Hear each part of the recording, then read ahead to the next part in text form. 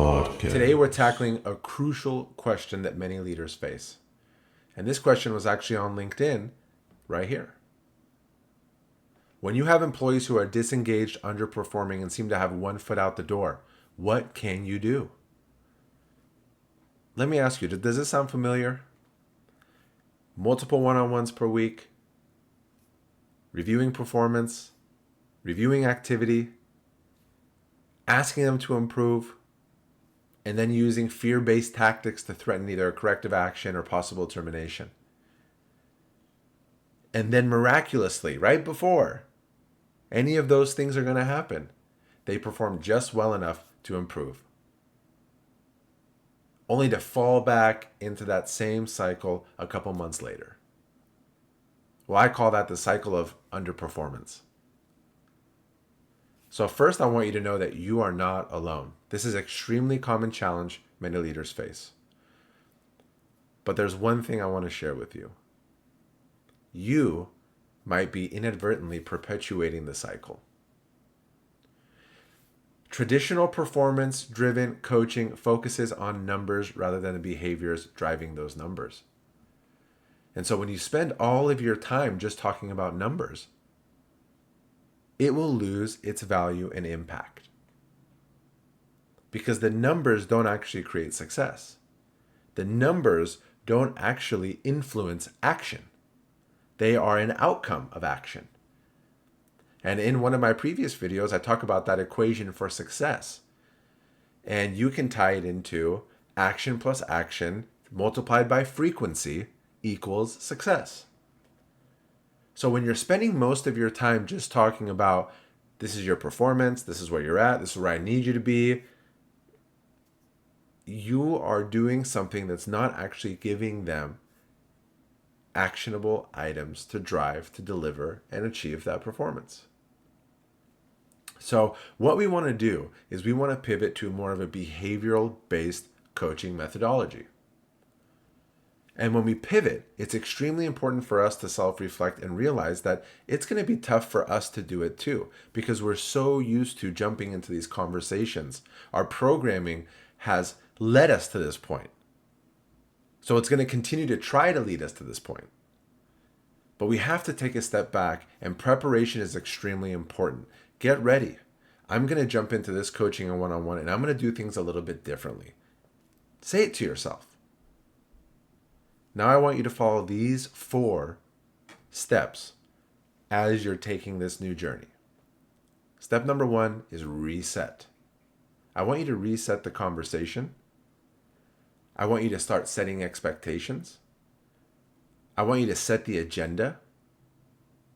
I want you to basically say, we're going to be doing this differently starting today. This is what it's going to look like, and this is what you're going to expect from me. Next, I want you to define success. Clearly, we all know that you're underperforming. I don't think we need to talk about that again for the 20th time this month.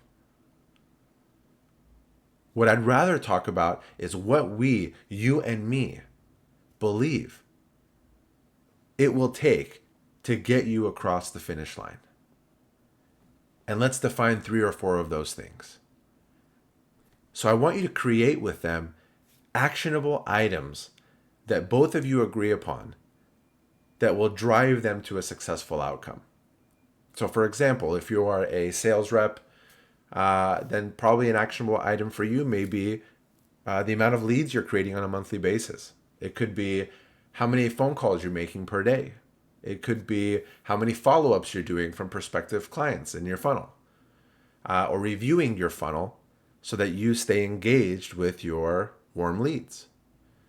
But whatever it is, you two need to agree upon those actionable items that will define success. And now I want you to identify the frequency.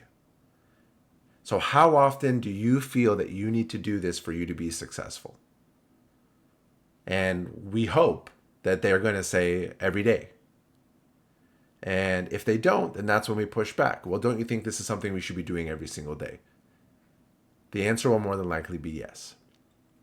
The third step to this is going to be asking the 3 W's. And I use the 3 W strategies for layered accountability, because what I'm looking for is I'm looking for something to give myself so that I have something to follow up on in the next conversation that ties back into them holding themselves accountable, not me holding them accountable. And so the 3 W's are when, why, and what. When will you implement the change? The answer should be immediately. Why do you think it's important to do this? So that you get an understanding that they understand the value in doing this. And what, if anything, is holding you back from doing it? Because I want to know the roadblocks today. I don't want to hear them the next coaching. I don't want to hear them 2 weeks from now when I ask them why they didn't do it. I want to know today, what, if anything, is holding you back from doing this? Let's address it now. Now, the final step, which is the most crucial step, and we tend to forget it often or we don't do it well, and it's follow up fast. Regular check-ins are extremely important, but when you are trying to hold somebody accountable to what they shared with you that they're going to do, you've got to follow up fast, because if you don't, then they are going to allow their discomfort of adapting to a new them, in a sense, and their subconscious mind is going to pull them back to what they're used to. But you've got to continue to push and make them uncomfortable, because they don't want to have the same conversation with you again. So follow up fast. That means if you commit to me today, then tomorrow I'm going to spot check. And if you're doing it, fantastic. I'm going to let you know.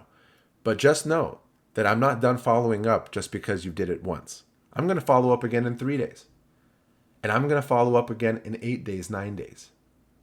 And I'm going to make sure that I followed up at least 4 to 5 times and seen the execution of these action items and seen it through with you before we can move on to the next thing.